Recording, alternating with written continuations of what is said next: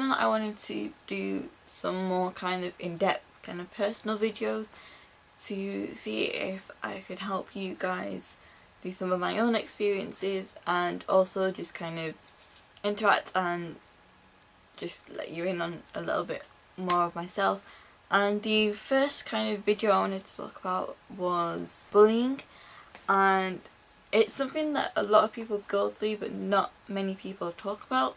I know it's something that I don't really talk about often, and I wouldn't say that I was bullied to the extreme, because there are people who have had experiences of bullying which are worse than mine and left worse scars.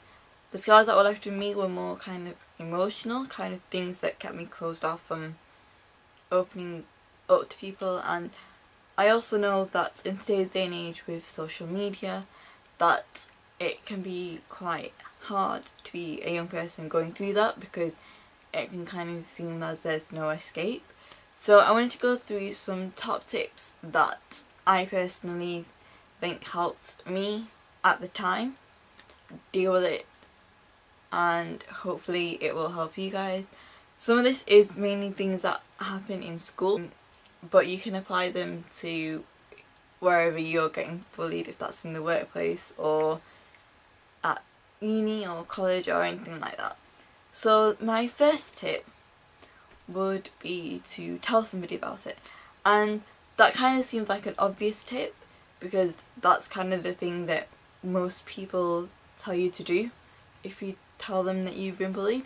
But I'm not talking about necessarily telling somebody who can fix it, which is important and it's something that you should do, but I'm talking about telling people for your own mental health and telling somebody who can help you kind of talk through your problems and talk through what's happening to, so you don't feel quite alone, because it can feel quite isolating at times. For me personally, I actually found going to the school nurse and just kind of talking it out with her kind of helped me. Like I said, my bullying was a bit more emotional, so it wasn't anything physical, it was kind of just subtle words that had more of an effect on me. And yeah, it was just really nice to kind of have that support and know that she was there if I needed anything. There was just one time where something happened in a lesson when I think I was in year 7 or maybe year 8, and I started crying just as the lesson ended. So I went into the bathroom so that nobody knew that I cried, because I didn't want to show them that what happened kind of upset me. So on my way back, I was late for my second lesson, so I kind of just ran to the office where she'd based and kind of cried a little bit more, and she was able to calm me down before I went back to my lesson. So I was able to kind of be brave I think is what I'm trying to say, and it just really helped to know that she was able to give me that support. And I remember walking into the lesson and they were all wondering like what had happened, and because I was able to say that I was with the school nurse, it kind of just made it better for me personally. And it doesn't have to be an adult, it can be your best friend or it can be your parents. If you're comfortable with telling your parents about these kind of issues, I would definitely recommend doing that as well. And it just makes you feel less alone, as I mentioned. The next tip number 2, would be to take yourself out of the equation. So most of the bullying by the time I was in year 10 and 11 took place at dinner time and on my breaks, because I was quite fortunate that in my lessons they weren't there. I was a completely different group of people and I like learning, so I enjoyed my lessons. So what I did was I kind of went, I can't stay with those people during that time. So I decided to take control of the situation and I would spend that hour that I was having my dinner kind of either doing extra coursework, so I didn't have to do it when I got home, or I would be doing my prefect duties.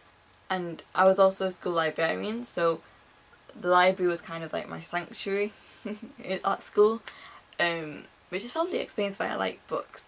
But it was a place where I felt comfortable going and being myself, so that would be a place that I would go to, and finding that will help you because it will remove you from the situation. And I find having those places to go with a reason behind it helped me, because it didn't make it appear that I was scared, it didn't make me appear to feel very isolated. It was kind of like, right, I've got somewhere to be, so I'm going to be there, and there's not much you can do about it. It helped me personally, and like I said, it's better than keeping yourself in that situation when you don't need to be in that situation, even though it might seem like there is no escape. And if I didn't have those places to go to, there probably wouldn't have been much of an escape for me, because I would have either just been walking around the playground where they would have found me on my own, or I would have just been sat on my own or something. This gave me something to do, it made me productive at the same time, and also allowed me to meet other people, so I was allowed to interact with other people in the library, so other people who were librarians, and also just like other prefects who I was doing duties with. It kind of helped that as well. My third tip is to pick a hobby, and this is more for when you're not just when you're in school, but also something that can help raise your self-worth when you're out of school as well, because the worst thing that you can do is go home and feel like you have no self-worth, and it completely ruin your self-esteem, which being bullied can. And the thing you have to remember about the people who are bullying you is they don't necessarily know the whole you. For example, I know personally the people who bullied me, the people who made me feel that small, didn't really know me. They don't know me to this day. They didn't know much about my personality. They didn't know anything about me, and I didn't do anything to them to cause them to bully me either.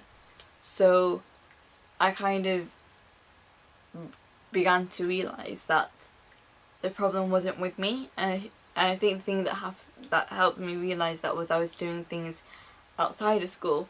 So I was doing karate, which I did from the age of 9 up until the age of 18, and what that kind of did was open me up to essentially a whole bunch of other people. I made a lot more different friends. It allowed me to make other friends who I stayed friends with throughout my entire time doing karate. I began to realise that they liked me for who I was and the person that I am, rather than me thinking that there was something wrong with me, which can sound really silly, but being bullied can make you feel like nobody cares about you, or that there's something wrong with you, and this will prove to you that there's nothing wrong with you, that there's nothing wrong with being you, and again, that it wasn't my fault what was happening, which was a really, really big comfort. Fourth tip that I want to stress, and kind of follows on to what I was saying from the third tip, is to be true to yourself. I'm quite glad to say that I didn't change my personality to try and fit in so that the bullying would stop. I kind of just went, you know what, I like the person that I am. I'm going to stay the person that I am. There's nothing those people can do to make me stop that. And kind of carried on doing me despite that. And I think that helped at the time. And like I said, it did leave emotional scars. It stopped me from kind of trusting a lot of people who I consider to be friends. And it's something that I've learned recently to kind of help improve.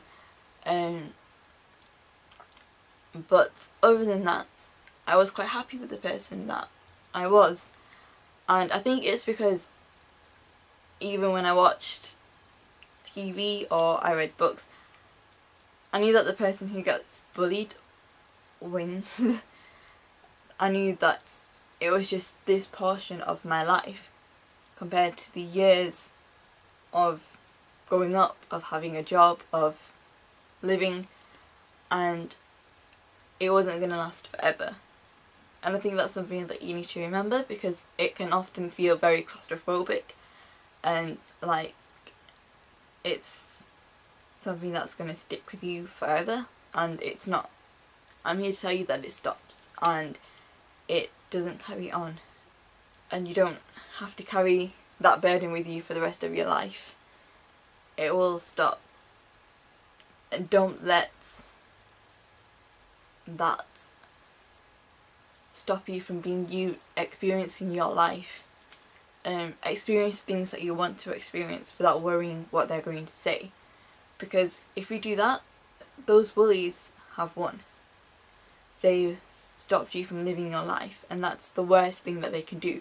Don't let them take your life away from you, because you deserve to live your life the way you want to. You deserve to experience life. You deserve to go to the park without thinking that you're going to get attacked or you're going to get name called or something like that.